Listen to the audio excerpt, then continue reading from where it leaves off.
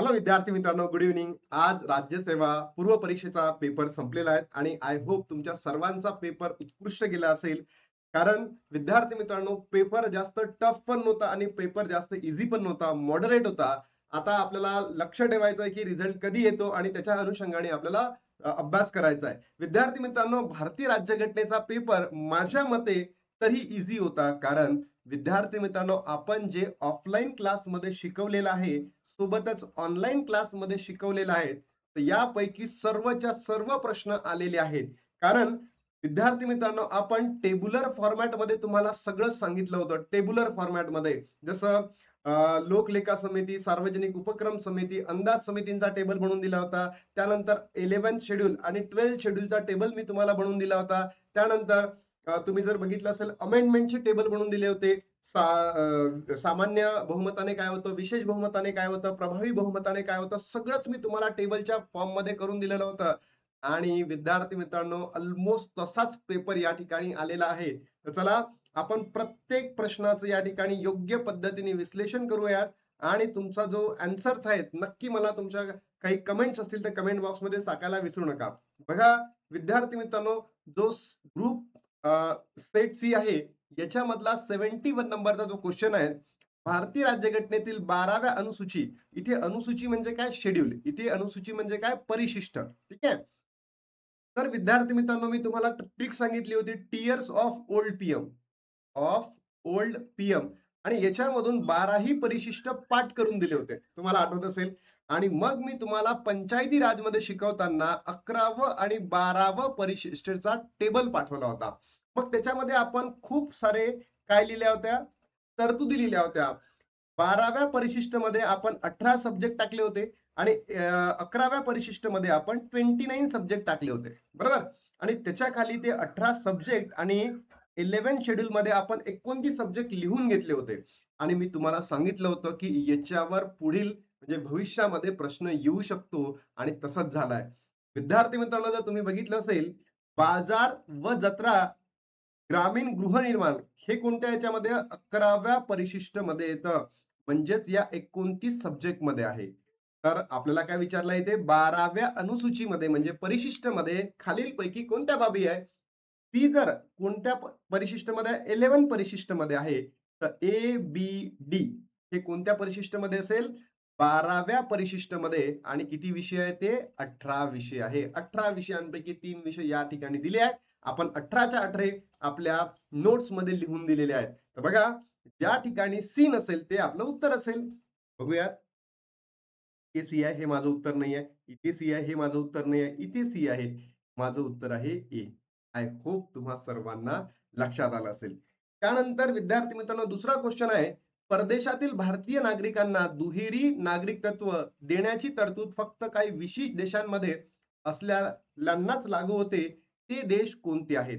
यासाठी विद्यार्थी मित्रांनो, जेव्हा मी तुम्हाला नागरिकत्व अधिनियम कायदा शिकवला होता, बरोबर, नागरिकत्व अधिनियम कायदा शिकवलेला होता, त्याच्यामध्ये मी तुम्हाला सगळं डिटेल इन्फॉर्मेशन दिली होती, जो की आपला भारतीय संविधानाचा भाग नंबर काय आहे, 2 आहे.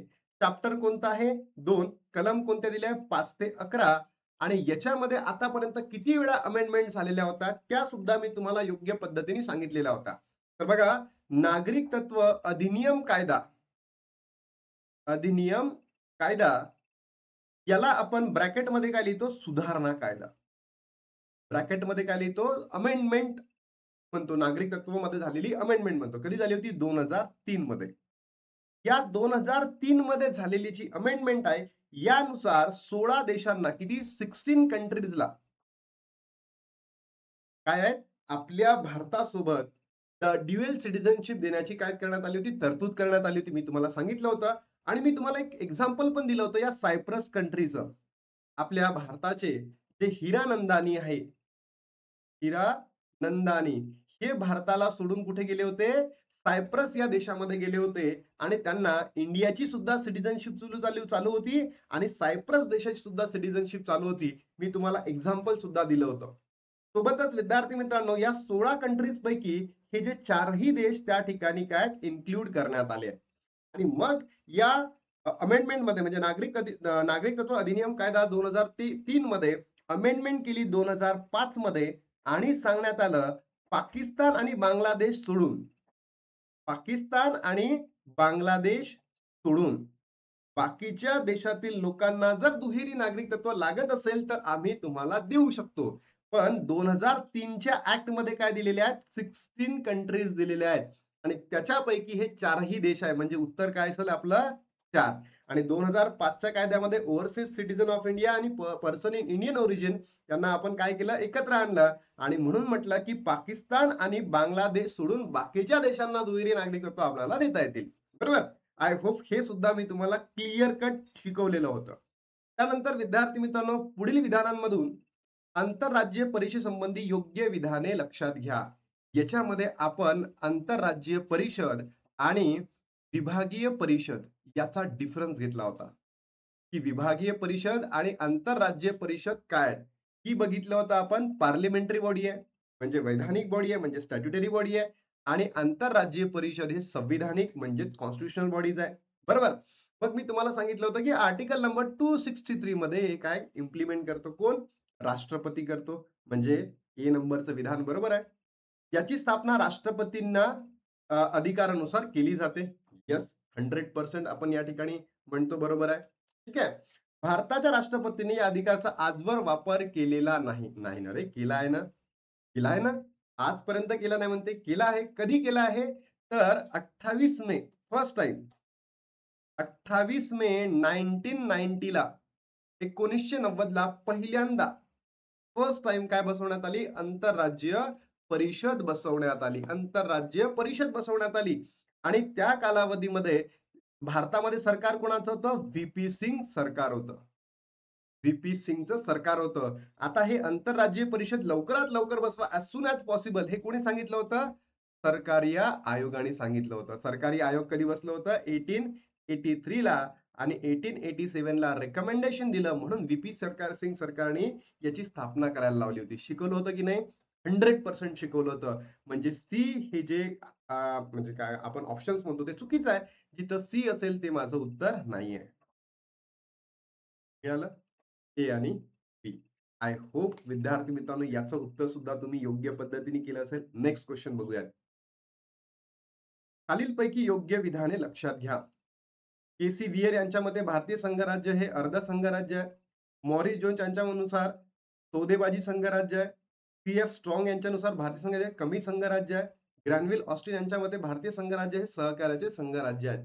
याचं एक्सप्लेनेशन मी तुम्हाला नीती आयोग मध्ये सुद्धा दिलेलं आहे. नीती आयोग मध्ये सोबत चॅप्टर नंबर 1 ज्याला आपण पार्ट नंबर 1 म्हणतो, संघ आणि त्याचे क्षेत्र, यामध्ये सुद्धा मी याचं एक्सप्लेनेशन दिलाय प्रत्येक क्लासमध्ये, ते ऑनलाईन असो की ऑफलाईन असो, आणि सांगितलंय की कधीही याच्यावर तुम्हाला जमलिंग वरून प्रश्न विचारू शकतो मॅच द पेअर मध्ये. आता इथे काय दिलेलं आहे? इथे सगळ्यांचे नावं दिले आहेत आणि त्यांनी काय म्हटलंय ते सांगितलेलं आहे.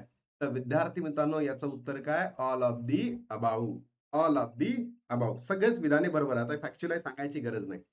हाही प्रश्न विद्यार्थी मित्रांनो मी तुम्हाला शिकवलेला आहे फंडामेंटल ड्युटीज मध्ये. फंडामेंटल ड्युटीज मध्ये आणि सांगितलं सुद्धा होतं की हा प्रश्न या वर्षी येण्याची दाट शक्यता आहे.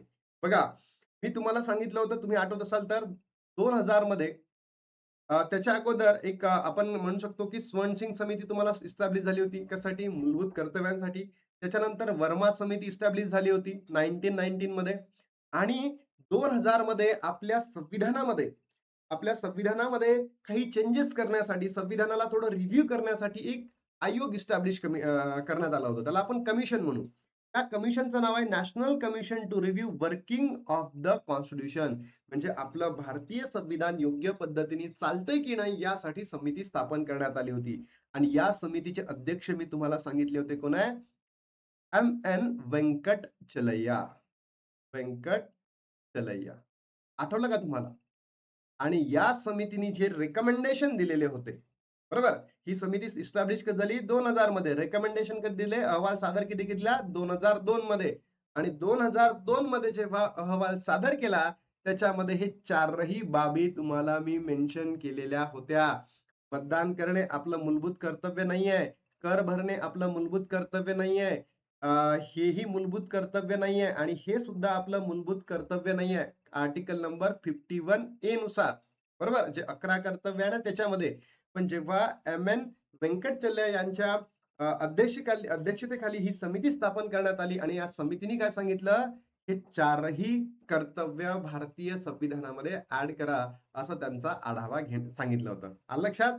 शिकलो की नाही आपण? म्हणजे विद्यार्थी मित्रांनो, आपण जेही शिकलो त्याच्या प्रत्येक गोष्टीवर प्रश्न आलेला आहे. राज्याच्या महाधिवक्त्याचं पारिश्रमिक म्हणजे रिनमरेशन कोण निर्धारित करतं? तर विद्यार्थी मित्रांनो, मी तुम्हाला सरळ याचा टेबल सांगत होतो. EGI आणि AGS. Attorney general of India म्हणजे महान्यायवादी आणि AGS म्हणजे महाधिवक्ता. आणि याच्यामध्ये मी तुम्हाला शिकवत असतो, की याला पेमेंट मिळतं का रे? नो. यांना पेमेंट मिळतं का? नाही. मंथली पेमेंट नाहीये. यांना काय मिळतं? केस टू केस बेसिस पैसे मिळतात. है ना? जर याच्या केसेस आल्या तर यांना पैसे भेटणार, अदरवाईज भेटणार नाही. तर AGI आहे तर केस टू केसेस बेसिस ठरवणार कोण? राष्ट्रपती ठरवणार. आणि महाधिवक्ता आला तर याचं पेमेंट ठरवणार कोण विद्यार्थी मित्रांनो? केस टू केस बेसिसवर कोण ठरवणार? तर राज्यपाल ठरवणार. आय होप मी शिकवलं तुम्हाला हे सगळं. नंतर 76 मध्ये कोण आहे? AGI. आणि त्याच्यामध्ये आपण जर 89 ऍड केले, मी याची ट्रिक्स पण सांगितली होती. 165 हां, 76 प्लस 89 165 AGS. बरोबर? तर याच्यामध्ये कोण असणार? उत्तर आहे 4 governor. Got it? Next question. बघा, सार्वजनिक उपक्रम समितीबाबत चुकीचे विधान ओळखा. विद्यार्थी मित्रांनो, इथे चुकीचे विधाने ओळखायचे आहेत आणि काही विद्यार्थ्यांनी इथे काय केलंय? ऑप्शन चुकवलेला आहे. प्रश्न त्यांना येत होता, पण त्यांनी चुकीचं ऑप्शन सिलेक्ट केलेलं आहे. बघा, याच्यामध्ये मी तुम्हाला शिकवताना काय सांगितलं होतं? Estimated committee, public account committee आणि त्याच्यानंतर विद्यार्थी मित्रांनो, जर तुम्ही बघितलं असेल पब्लिक अंडरटेकिंग कमिटी, PUC. आठवतं का?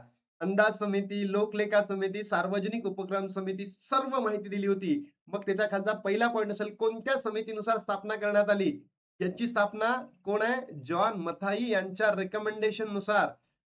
PEC PAC म्हणजे पब्लिक अकाउंट कमिटी 1919 चा ऍक्ट आणि PUC कृष्णा मेनन समितीच्या रिकमेंडेशन नुसार. मग तुम्हाला सांगितलं असेल सेकंड पॉइंट, कधी स्थापना झाली? 1950, 1921, 1964. बरोबर? मग सांगितले असेल सदस्य, इथे किती होते? पहिले 25 सदस्य, इथे किती होते? 22 सदस्य, इथे किती होते? 15 सदस्य. मग 1956 ला आपल्या अंदाज समितीमध्ये झाले 30, इथे किती झाले? 22 आणि 1974 ला इथे किती झाले? 10 वर्षाचा डिफरन्स सांगितला असेल. इथे झाले 15 आणि 7 म्हणजे टोटल 22. बरोबर? 15 लोकसभा आणि 7 राज्यसभा. सर्वांमध्ये मंत्री असतात का? मंत्री नसतात. सर्वांचा कार्यकाळ किती वर्षाचा? 1 वर्षाचा. बघा आता. पंडित जवाहरलाल नेहरू यांनी या समितीच्या निर्मितीची शिफारस केली. नो. नो. शिफारस यांनी केलेली नाहीये. शिफारस कोणी केली आहे? कृष्णा मेनन. आणि कृष्णा मेननला इस्टॅब्लिश केलेलं आहे कोणी? पंडित जवाहरलाल नेहरू. Got it? तर उत्तर काय असायला पाहिजे? पहिलं चुकलं. पहिलं चुकलं. जिथे ए असेल ते माझं उत्तर असायला पाहिजे. म्हणजे माझं सी म्हणजे 3 आणि 4 माझं उत्तर राहील. लोकसभेतून निवडून आलेल्या सदस्यामधून समितीचा अध्यक्ष निवडला जातो. येस. मी तुम्हाला सांगितलं होतं ऑलमोस्ट तिन्ही समित्यांचे जे अध्यक्ष आहेत हे लोकसभेमधूनच निवडले जातात. बरोबर? त्यानंतर 1974 पासून लोकसभेतून 15, येस हे बघा. राज्यसभेतून 7, अगदी बरोबर म्हणजे 22 सदस्य. या सदस्यांचा कार्यकाळ किती वर्षाचा आहे? 2 वर्षाचा आहे. नाही ना रे, 1च वर्षाचा आहे. बरोबर? म्हणजे हे सुद्धा चुकीचं आहे. बरोबर? भेटलं का आता? बी बरोबर आहे ना? काय केलं? उरलं काय? 2. आय होप तुम्हाला याचं हे उत्तर समजलं असेल. आपण सगळे टेबल्सच्या माध्यमातून फॉर्म करून घेतले होते. बघा, हे सुद्धा आपण टेबलच्या माध्यमातून शिकलो होतो विद्यार्थी मित्रांनो. मी तुम्हाला सांगितलं होतं कलम नंबर 32 आणि कलम नंबर 226. आपल्या मूलभूत हक्कांचं उल्लंघन झालं तर आपल्याकडे 5 प्रकारचे काय प्राधिकरण आहे. सॉरी, प्राधिकरण म्हणतो काय? रिट्स आहे. प्राधिलेख म्हणतो आपण ज्याला. आणि त्या प्राधिलेखमध्ये जर आपण बघितलं तर बंदी प्रत्यक्षीकरण आहे. त्यानंतर अधिकार पुच्छ आहे, परमादेश आहे, उत्प्रेषण आहे, हे की नाही? आणि प्रतिषेध आहे. बरोबर? इंग्लिशमध्ये हबीवियस कॉर्पस, मांडामस, प्रोहिबिशन, सर्टिट्युरी आणि कोअरंटो आहेत. मग इथे काय आपण टेबल बघितला होता. असा टेबल तुम्ही जर आठवला असेल, तर तुम्हाला असा टेबल बनवून दिला होता मी. ते हबियस कॉर्पस, मांडामस, प्रोहिबिशन, सर्टिट्युरी, कोअरंटो. मग इथे लिहिला होता प्रायव्हेट ऑथॉरिटी, इथे लिहिला होता पब्लिक ऑथॉरिटी, इथे नंतर लिहिला होता आपण नाही का म्हणजे प्रशासकीय डिपार्टमेंट्स म्हणजे आपण जे डिपार्टमेंट्स असतात आपण त्याला डिपार्टमेंट नाव दिलं होतं. त्याच्यानंतर आपण शिकलो होतो ज्युडिशियल बॉडी, त्याच्यानंतर आपण क्वाजी ज्युडिशियल बॉडी म्हणजे अर्धन्यायिक. आठवतं का तुम्हाला? आणि सांगितलं होतं की मॅन्डामस आणि प्रोहिबिशन या ज्या गोष्टी आहेत या आपल्याला कोर्ट संबंधी वापरता येतात. बरोबर? पण डिपार्टमेंट संदर्भात वापरता येत नाही हे मी तुम्हाला सांगितलं होतं आणि ते विचारलं काय तेच. उच्च न्यायालयाकडून कनिष्ठ न्यायालय न्यायाधिकरणाला प्रतिषेध आदेश जारी केला जातो आणि त्याचा उद्देश त्यांच्या अधिकार क्षेत्राबाहेर जाण्यापासून थांबवणे होते. म्हणजे प्रतिषेध म्हणजे काय? थांबवणे. तो जर ऍक्टिव्हिटी करत असेल त्याला इनऍक्टिव्हिटी मध्ये ट्रान्सफर कर. बाबा तू ऍक्टिव्हिटी करू नको. आणि मग मी तुम्हाला शिकवलं होतं सर्टिट्युरी. तुम्ही जर ऐकलं असेल तर त्याच्यामध्ये काय तो इनऍक्टिव्ह असेल त्याला ऍक्टिव्ह करायला लावत होतो. आठवलं का? है ना? चलो. मग प्रतिषेध आदेश प्रशासकीय संस्थांविरुद्ध नाही ना? प्रशासकीय संस्थांविरुद्ध नाही. म्हणजे ही चुकीचं आहे. ही चुकीचं असेल तर ते माझं उत्तर काय असेल? आलं का लक्षात तुम्हाला? सगळं टेबलच्या माध्यमातून शिकवलं होतं मी तुम्हाला. न्यायिक आणि अर्धन्यायिक. येस. ए आणि सी माझं उत्तर असायला पाहिजे. त्यानंतर बघा विद्यार्थी मित्रांनो, चुकीचे विधान याच्यामध्ये आहे ना मी तुम्हाला जबरदस्त कंपॅरिझन करून सांगितलं होतं. मी तुम्हाला बी.एन. राव आणि डॉक्टर बाबासाहेब आंबेडकर यांचं कंपॅरिझन करून दिलं होतं, की बाबा मसुदा कसा तयार झाला, काय झालं, कसे नाही झालं, किती कलमा होत्या, किती अनुसूच्या होत्या, सगळं कंपॅरिझन करून देखील दिलं होतं डॉक्टर बाबासाहेब आंबेडकर आणि बी.एन. रावचं. आणि सांगितलं होतं, की याच्यावर भविष्यामध्ये प्रश्न येऊ शकतो आणि विद्यार्थी मित्रांनो आला म्हणजे आला. बघा विचारलं काय? चुकीची विधाने शोधा. चुकीचे विधाने. पहिलं स्टेटमेंट तर खूप सोपं आहे. बी.एन. राव हे घटना समितीचे सल्लागार होते, म्हणजे ॲडवायझर होते. पहिलं स्टेटमेंट कोणाचंही चुकणार नाही. बरोबर आहे. तिथं ए असेल ते माझं उत्तर नाही पाहिजे हां. हे उत्तर माझं नाहीये. कारण की ए बरोबर आहे. बी.एन. राव यांनी घटनेचा मसुदा ऑक्टोबर 1947 मध्ये सादर केला. मी असंच तुम्हाला सांगितलं होतं, की घटनेचा मसुदा डॉक्टर बाबासाहेब आंबेडकरांनी कधी काय केला म्हणजे मांडला. आठवतंय का तुम्हाला? तर हे सुद्धा विधान बरोबर आहे. बी.एन. रावनी दिलेला मसुदा ऑक्टोबर 1947 मध्ये. बरोबर? हेही विधान बरोबर आहे म्हणजे हे माझं बी ऑप्शन तिथे उत्तर येणार नाही. बी.एन. राव यांनी तयार केलेल्या घटनेच्या मसुद्यामध्ये 10 कलमे आणि 8 अनुसूची होती. त्यांनी विद्यार्थी मित्रांनो तुम्हाला इथे थोडासा डिफरन्स मी सांगतोय, की जेव्हा पहिल्यांदा यांनी काय म्हणला मसुदा मांडला, त्यावेळेस किती कलमा होत्या? 243 आणि त्याच्यामध्ये शेड्यूल किती होते? 13. म्हणजे माझं डी हे सुद्धा विधान काय बरोबर आहे. डी विधान सुद्धा काय माझं बरोबर आहे. पण यांनी सेकंड टाइम जेव्हा मसुदा मांडला, सेकंड टाइम ज्यांनी मसुदा मांडला, त्यावेळेस त्यांनी माहिती आहे का किती कलमा दिल्या होत्या? त्यावेळेस त्यांनी दिल्या होत्या 315 कलमा आणि परिशिष्ट दिले होते 8. परिशिष्ट काय दिले होते? 8. परिशिष्ट किती आहे? 8. इथे किती दिलाय? 310. म्हणजे माझं सी विधान चुकीचं आहे. भेटलं मला माझं क्वेश्चन. पहिल्यांदा जेव्हा त्यांनी हा मसुदा मांडला, तिथे किती आहेत? 243 कलमा आणि 13 अनुसूची आणि जेव्हा सेकंड टाइम मांडला, त्यावेळेस त्यांनी 315 कलमा आणि 8 परिशिष्ट दिले. पण इथे दिले 310. म्हणजे माझं सी ही विधान चुकलेलं आहे. आणि मी तुम्हाला डॉक्टर बाबासाहेब आंबेडकर आणि बी.एन. राव यांचा कंपॅरिझन करून शिकवलेला आहे. जेही विद्यार्थी माझ्या क्लासमध्ये असतील ना, त्यांनी नक्की कमेंट बॉक्समध्ये सांगा. याचं तर विद्यार्थी मित्रांनो आपल्या सगळ्या ट्रिक्स कामी येतात. बरोबर? आर्टिकल नंबर 148 टू 151 या संविधानाच्या 5व्या भागामध्ये आपल्याला काय बघायला मिळतो? टॅग बघायला मिळतो. हे सांगितलं होतं मी तुम्हाला, की हा माणूस सेकंड शेड्यूलमध्ये पण आहे, थर्ड शेड्यूलमध्ये पण आहे. है ना? दुसऱ्या आणि तिसऱ्या परिशिष्टामध्ये जेव्हा चेंज करायचा आहे, मी तुम्हाला हे सांगितलं होतं, की सिंपल मेजॉरिटीनी केलं जातं आणि हाही प्रश्न आलाय बरं पुढे तुम्हाला दाखवतोय. 148 हा खूप सिंपल आहे. मी तुम्हाला सांगितलं होतं, की most important officer in Indian constitution doctor Babasaheb आंबेडकरांनी म्हटलंय ना. चलो आता बघू. कोणत्या समापन चर्चा समाप्ती प्रस्तावाअंतर्गत फक्त महत्वाचे कलम चर्चेसाठी आणि मतदानासाठी घेतले जातात आणि मध्यवर्ती कलमे वगळली जातात, मंजूर झाल्याचे गृहीत धरले जाते. बघा विद्यार्थी मित्र आय होप मी एकमेव असा टीचर असेल, की ज्याने ऑफलाईन क्लासमध्ये हे सगळं एक्सप्लेन केलेलं आहे. या सर्वांना इंग्लिशमध्ये काय म्हणतात? क्लोजर मोशन म्हणतात. Closure motion. म्हणजे समाप्ती प्रस्ताव आपण असं समजून घेऊ आपण. ठीक आहे. मराठीमध्ये याला काय म्हणतात? समापन. समापन. दुसरा शब्द काय? समाप्ती प्रस्ताव. काय आहे? एक-एक करून मी तुम्हाला एक्सप्लेन करतो आणि या प्रश्नाचं उत्तर सुद्धा तुम्हाला लगेच समजून जाईल. बघा, साधारण समापन म्हणजे काय किंवा साधारण समाप्ती म्हणजे काय? विद्यार्थी मित्रांनो, विषयावर पूर्ण चर्चा झालेली आहे. म्हणून काय? डायरेक्ट मतदान घेणं. आता काय झालंय? विधेयक आहे. त्या विधेयकावर चर्चा झाली आहे. आता काहीच करायचं नाही. डायरेक्ट मतदान घ्यायचं आहे. दॅट इज साधारण समापन. खंडशः समापन म्हणजे काय? जो आता विधेयक आहे आपला, बरोबर? विधेयक आहे आणि विधेयक काय छोटं नसतं. तर याला काय करायचं? कंपार्टमेंटमध्ये काय करायचं? डिव्हाईड करायचं. ए, बी, सी आणि डी. म्हणजे आपण काय केलं? गट केलं. 1 गट, 2 गट, 3 गट, 4 गट. या 4 गटला काय करायचं? एकत्रित करून मतदान घ्यायचं. दॅट इज खंडशः समापन. समापन म्हणजे वेगवेगळ्या भागामध्ये डिव्हाईड करायचं आणि एकत्रित डिस्कशन झालं, की मग त्याला एकत्र घेऊन काय करायचं त्याच्यावर मतदान घ्यायचं. मग कांगारू समापन. आता कांगारू समापन म्हणजे काय विद्यार्थी मित्रांनो? आपल्या विधेयकामध्ये ज्याही महत्त्वाच्या काय महत्त्वाच्या कलम्स आहेत. त्या महत्त्वाचे वैशिष्ट्य आहेत. म्हणजेच काय ऑब्जेक्टिव्हज आहेत. हे महत्त्वाचे ऑब्जेक्टिव्ह डिफाईन करायचे. म्हणजे काय समजा हा पहिला महत्त्वाचा आहे, दुसरा आहे आणि तिसरा आहे. दुसरा महत्त्वाचा नाहीये, तर त्याच्यावर टेन्शनच नाही याला डिस्कस नाही करा. इथून जंप करायचं इथून. आणि बघा कांगारू, तुम्ही जर बघितलं असेल, कांगारू जो प्राणी आहे हा आपल्याला ऑस्ट्रेलियामध्ये बघायला मिळतो, आहे की नाही? आणि तो काय करतो? जंप करतो एका ठिकाणाहून दुसऱ्या ठिकाणी.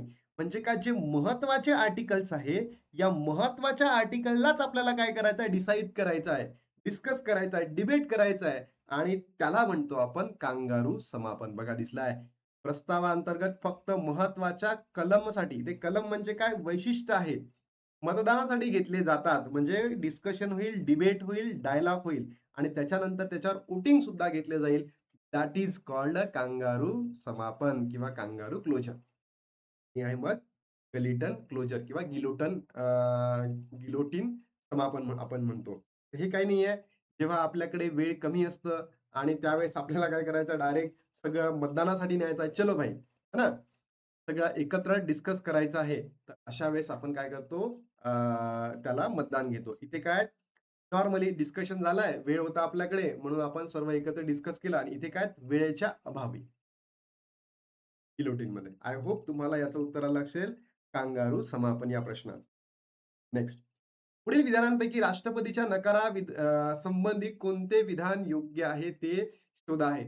मी सांगतोय या प्रश्नामध्ये कमीत कमी 70% विद्यार्थ्यांनी चुका केलेल्या आहेत. 70% हे चुका केलेल्या आहेत. कारण या विधेयकामध्ये हे तिन्ही स्टेटमेंट योग्य आहे. तिन्ही स्टेटमेंट काय योग्य आहेत आणि विद्यार्थ्यांनी ए टिक केलेलं आहे. पण हे उत्तर चुकीचं आहे. इथे विचारलं काय विद्यार्थी मित्रांनो, इथे जेव्हा तुम्ही बघित असाल, ते राष्ट्रपतीच्या नकाराधिकार संबंधी आहे, म्हणजे व्हीटो पॉवर संबंधी. आपल्याला माहित आहे, की आपल्या भारतामध्ये 3 प्रकारचे व्हीटो पॉवर्स आहेत. एक आहे ॲब्सोल्यूट व्हीटो, बरोबर? दुसरा कोणता आहे सांगा बरं मला? सस्पेन्सिव्ह व्हीटो. तिसरा आहे पॉकेट व्हीटो आणि अमेरिकेमध्ये चौथा वापरला जातो, त्याला आपण काय म्हणतो? Qualified veto. Qualified veto. बरोबर? पण हा आपण भारतामध्ये वापरतो का नाही वापरत? इथे प्रश्न कोणासंबंधी आहे? राष्ट्रपती संबंधी. राष्ट्रपती विधेयकाला त्यांची संमती राखून ठेवू शकतो. येस, 100%. ॲब्सोल्यूटमध्ये on the recommendation of council of minister आणि पॉकेटमध्ये स्वतःचाच नकाराधिकार. कोणाची ऐकायची गरज नाही. म्हणजे हे अगदी बरोबर आहे. ए स्टेटमेंट बरोबर आहे. इथे ए असेल ते माझं उत्तर आहे हां. मी पहिलेच सांगितलं आपलं 4 उत्तर नाहीये. का नाहीये आता तुम्हाला समजेल. राज्यपाल त्यांना योग्य उचित वाटेल असे विधेयक राष्ट्रपतीच्या विचारार्थ राखीव ठेवू शकतात. Yes, absolutely correct. Article number 200. पण इथे काय विचारलंय? राज्यपालासंबंधी सांगितलंय. प्रश्न कोणासंबंधी आहे? राष्ट्रपती संबंधी.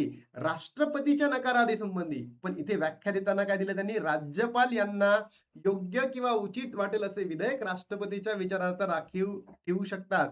तर हा राष्ट्रपतीकडे नाहीये. हा राष्ट्रपतीकडे नाही आहे. म्हणजे जिथे बी चुकलं असेल, जिथे बी असेल ते माझं उत्तर नाही. माझं उत्तर काय असायला पाहिजे विद्यार्थी मित्रांनो? समजलं का तुम्हाला? कारण असंख्य विद्यार्थ्यांनी या प्रश्नामध्ये चुका केलेल्या आहेत. चुका केलेल्या आहेत. आता मला सांगा तुमच्यापैकी कोणत्या विद्यार्थ्यांनी हे उत्तर केलेलं आहे? म्हणजे ए आणि सी ला बरोबर दिलं असेल, त्यांचंच उत्तर बरोबर आहे. बाकीच्या विद्यार्थ्यांचं चुकलंय. यासाठी मी काही करू शकत नाही. मी तुम्हाला प्रॉपर टेबल बनवून दिलेला आहे याचा. ॲब्सोल्यूट वेटो कुठे यूज होतो? पब्लिक बिलवर, प्रायव्हेट बिलवर, सस्पेन्सिव्ह व्हिटो कोणत्या बिलवर यूज होतो, पॉकेट व्हिटो कोणत्या बिलवर यूज होतो, सगळं सांगितलेलं आहे. आतापर्यंत किती वेळा झालाय, सगळं सगळं एक्सप्लेन केलेलं आहे विद्यार्थी मित्रांनो. ठीक आहे. सोबत मी तुम्हाला माहिती आहे का असाही टेबल दिलाय. राष्ट्रपती, उपराष्ट्रपती आणि राज्यपाल त्याच्यामध्ये सुद्धा मी लिहून दिलाय तुम्हाला, की कुठे काय होतं यूज. आठवतंय का? चलो नेक्स्ट. भारतीय राज्यघटनेतील खालील कलमे संबंधित योग्य जोड्या जुळवा. हा प्रश्न विद्यार्थी मित्रांनो जेव्हापासून थ्री लँग्वेज फॉर्म्युला आला, नॅशनल एज्युकेशन पॉलिसी 2020 आली, तेव्हापासून मी तुम्हाला सांगितलं होतं, एक 58 अमेंडमेंट सुद्धा मी तुम्हाला सांगितली होती हिंदी भाषिक संविधानासाठी तुम्हाला आठवत असेल तर. आणि तेव्हा म्हटलं होतं, की हिंदी भाषिक प्रत्येक गोष्टी तुम्ही या ठिकाणी अभ्यास करून ठेवा. आणि त्याच्यावर प्रश्न आला आणि याचं उत्तर काय विद्यार्थी मित्रांनो? 4. तर काय 4.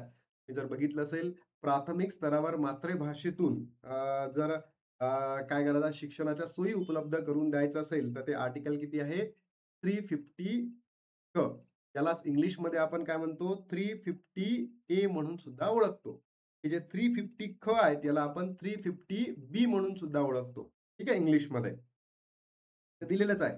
तर दुसरा जो आपण भाषिक अल्पसंख्याक समाजाकरिता विशेष अधिकारी हे हिंदी भाषेच्या भाषेच्या विकासासाठी निर्देश करण्याची जी आहे आपल्याकडे ती म्हणजे 351 आणि पहिल्यासाठी काय असेल मग 350. बघा भेटलं. सोपा होता हा पण.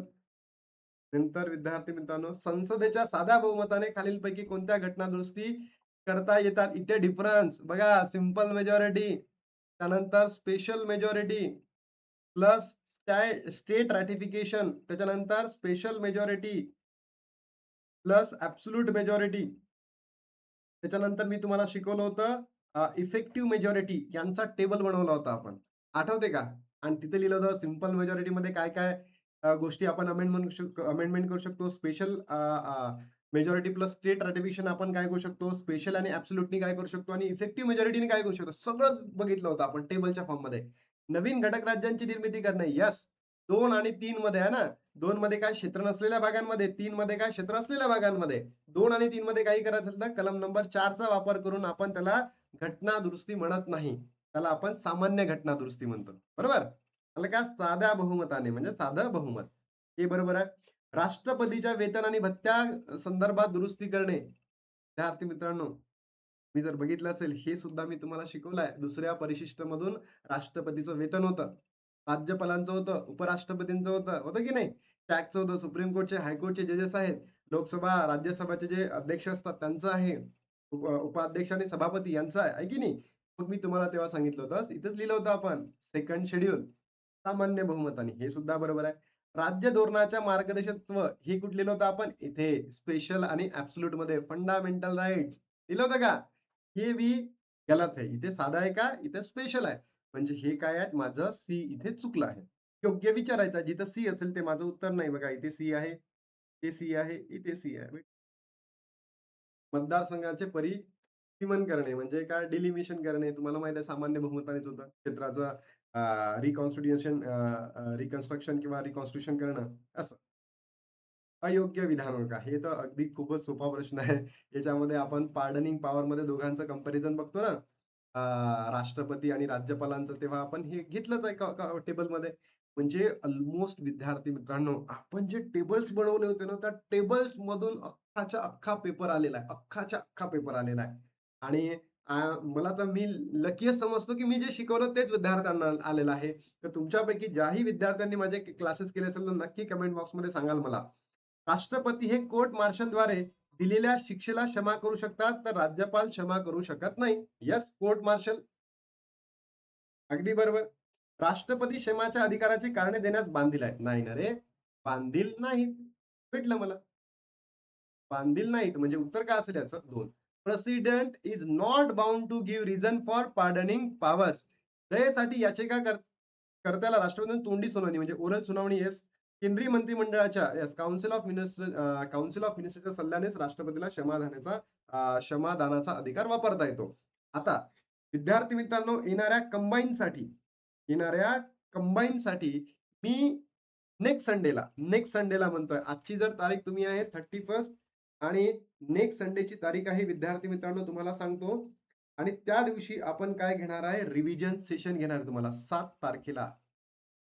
7 जूनला कंबाईनसाठी मी दिवसभर 1 दिवस पूर्ण म्हणजे आपल्या मेकिंग ऑफ कॉन्स्टिट्यूशन पासून तर शेवटपर्यंत काय घेणार आहे? पंचायत राज सगळंच तुम्हाला एका दिवसामध्ये संपवणार आहे. आणि प्रॉमिस करतो विद्यार्थी मित्रांनो, आम्ही जे टेबल्स आता एमपीएससी साठी बनवले होते, सेम तसेच टेबल त्याच्यामध्ये काही मॉडिफिकेशन करून आपल्या कंबाईन साठी बनवलेले आहेत आणि त्याच्यामधूनच प्रश्न येतील याची खात्री सुद्धा तुम्हाला देतोय. तर तुम्हाला व्हिडिओ आवडला तर नक्की तुमच्या मित्र मैत्रिणींना शेअर करा, विद्यार्थ्यांपर्यंत पोहोचवा. आणि 7 7 जूनला विद्यार्थी मित्रांनो आपण सकाळपासूनच म्हणजे मॉर्निंग पासूनच असं पकडू की सकाळी 8 पासून तर संध्याकाळी जोपर्यंत आपल्याला क्लास घेता येईल तोपर्यंत आपण क्लास घेणार आहोत. म्हणजे सिलेबस संपेपर्यंत एका दिवसामध्ये पूर्ण रिव्हिजन करणार आहोत. विद्यार्थी मित्रांनो आता थांबतो आणि भेटतो तुम्हाला नवीन व्हिडिओमध्ये. तोपर्यंत जय हिंद, जय महाराष्ट्र.